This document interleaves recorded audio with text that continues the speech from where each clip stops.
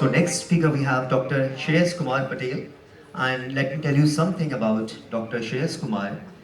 Uh, Mr. Patel is the medical director of the Sacromas Center and a tenured professor of medicine at the University of Texas, MD Anderson Cancer Center in Houston. Dr. Patel has authored and co-authored more than 250 articles in various peer-reviewed journals. He has been section editor for the sarcoma section of current oncology report since 2000. Can we have the Dr. Shreyash Kumar Patel on the floor? Good afternoon. Thank you very much. I think we're going to move from a pure basic science talks to a pure clinical talk.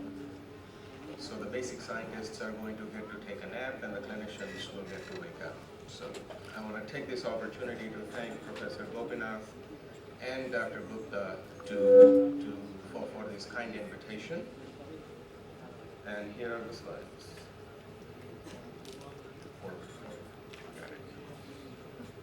So, we just heard that the time has been reduced some. I'm going to take you to a very quick and a whirlwind tour of a very rare group of tumors. So for most of you sitting in the audience, the term sarcomas may not mean much.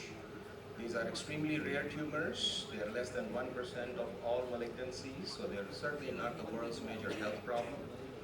But they certainly affect the pediatric population all the way to octogenarians. It involves bones and soft tissues, and certainly paves the way for multidisciplinary management and management of cancer in general. When you look at soft tissue sarcomas, there are about 50 plus different subtypes of soft tissue sarcomas. Right? The annual incidence in the United States is only about 13,500, so it's not a very common tumor, but it is very heterogeneous. In keeping with the theme of this meeting, in the clinics we still use the traditional surgery, radiation, and systemic chemotherapy approaches to treat these patients.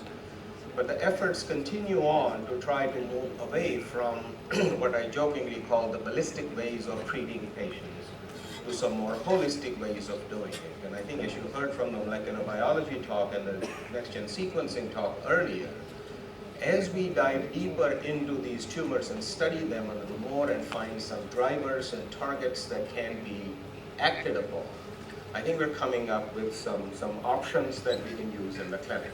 So this is just a laundry list. It's a busy slide. I don't intend to go over all of it, but I'm going to highlight some of the examples that are likely to hit the clinic and are likely to become available for the clinicians to use in the foreseeable future. So desmoid tumors or desmoid fibromatosis is a low-grade soft tissue tumor, generally does not dedifferentiate, does not metastasize, and rarely actually kills the patient, but it is a huge and a major source of morbidity. You heard about palliative care today. Pain, range of motion are issues that these patients face. So every time the local therapies fail the patient, I think some systemic therapy does become important and necessary. So here is a trial that we ran through internationally actually of gamma secretase inhibitor called nirogacestat. So the Wnt pathway, Notch pathway is activated in these tumors. The gamma secretase inhibition somehow mechanistically, we haven't quite worked out the mechanistic aspects quite yet, but certainly does seem to induce enough benefits. If you see that the left upper hand column, this is what we clinicians call a waterfall plot. Everything moving south is a decrease in the size of the tumor. Things moving north is growth in the size of the tumor. So as you can see that nirogacestat in the extreme left upper corner compared to placebo has a pretty impressive probability rate, if you will, of downstaging of this tumor. And this importantly correlates, as you can see on the bottom panel, very well with patient-reported outcomes. That is, patients' pain and range of motion improves, their quality of life improves, they resume their normal day-to-day routine and continue to manage on to live with tumor. I think Dr. Rath mentioned this morning and drew some analogies to hypertension and diabetes, but this may be as close as the tumors can come to that, right? That this then becomes a manageable problem with drug therapy that is tolerable. So this actually did get approved by the United States FDA in November 2023. So this is commercially available to us for use in the United States, and I'm hoping that costs notwithstanding, this will come to India sometime soon. There's a similar other drug. There's nothing to bring the prices down than competition, I guess. So Ayala Pharmaceuticals is another similar compound, another mechanistically the same drug, a gamma secretase inhibitor that is in clinical trials. The randomized phase 3 trial has completed, and we await the analysis of this. So if this drug also gets approved, there will be some competition, and hopefully that will help the market. One last drug in the same class of tumors for desmoid tumors. So these tumors have a beta-catenin mutation. So what the beta-catenin mutation does is that it shifts the canonical link pathway in a constitutively active mode, as you can see in the extreme right-hand column. The mutations then allow for, with both these agents from Foghorn Therapeutics and from C4 Therapeutics, the problem is that the QT interval prolongation is so significant, and for those of you who are not clinicians, it changes the electrocardiogram rhythm, the sequence in which the heart generates a beat and propagates the beat to the left ventricle for the pumping of the blood into the circulation. And that can generate some serious arrhythmias and potentially death, right? So I think there are issues related to drug development that we will have to wrestle with. But that strategy has died down for the time being. Immunotherapy is obviously popular. You've kept hearing about it all day long. Immunotherapy comes in various sizes and shapes and flavors, if you will. As you can see up here from the summary slide, there can be antibodies to just the vascular endothelial growth factors. There's a drug called Votrient or pazopanib that's commercially available for the use of sarcomas. We'll come back to the checkpoint inhibitors in a minute. Vaccines have unfortunately not had a great deal of success in at least the broad topic of sarcomas. It's not for lack of trying, but previous attempts have failed. And I think there are still attempts going on at trying to use the dendritic cells to act as better chaperones, to take the antigens as the antigen presenting cells to the right target cells for activity.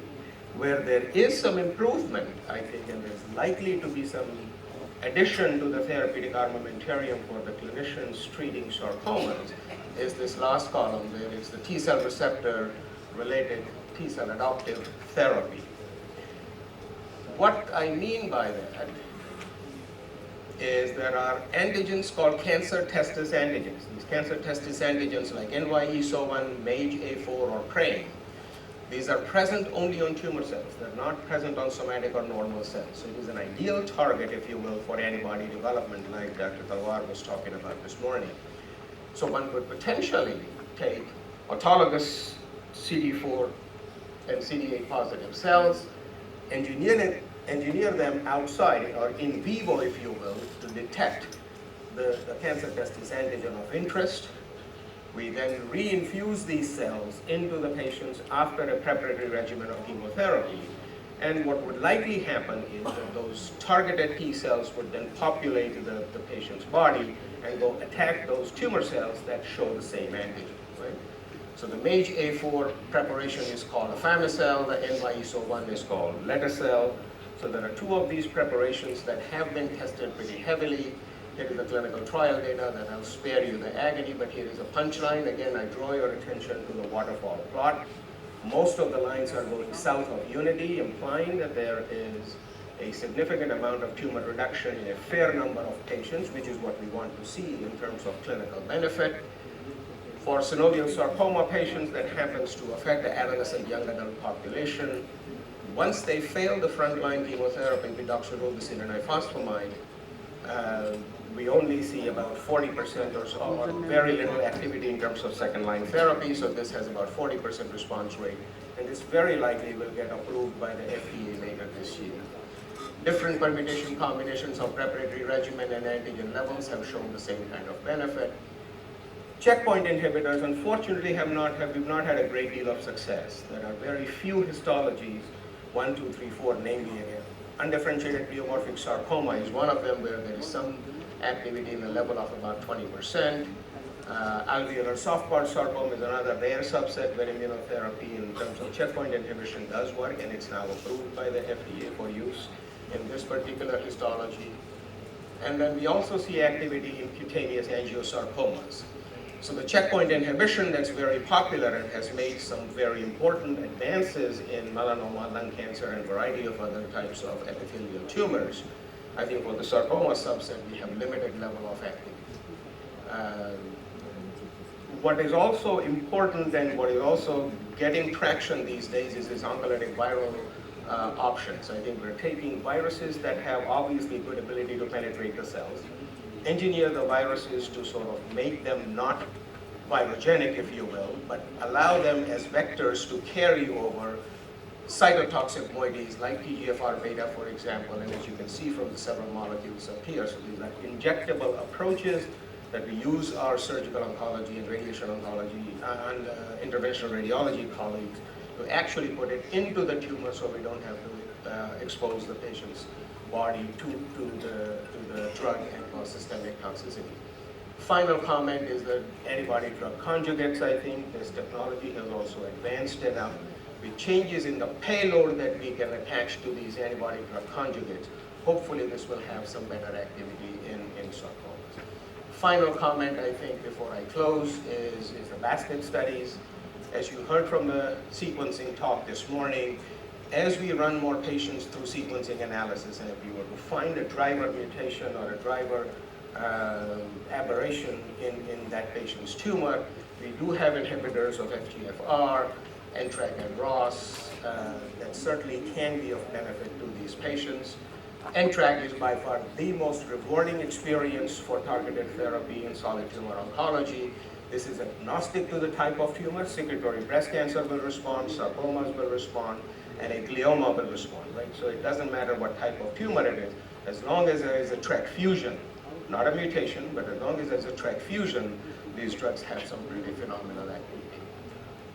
With that, I think I'm going to stop in the interest of time so I don't spill over into the rest of the speakers. So I appreciate your attention and thank you for hanging in there. Thank you very much.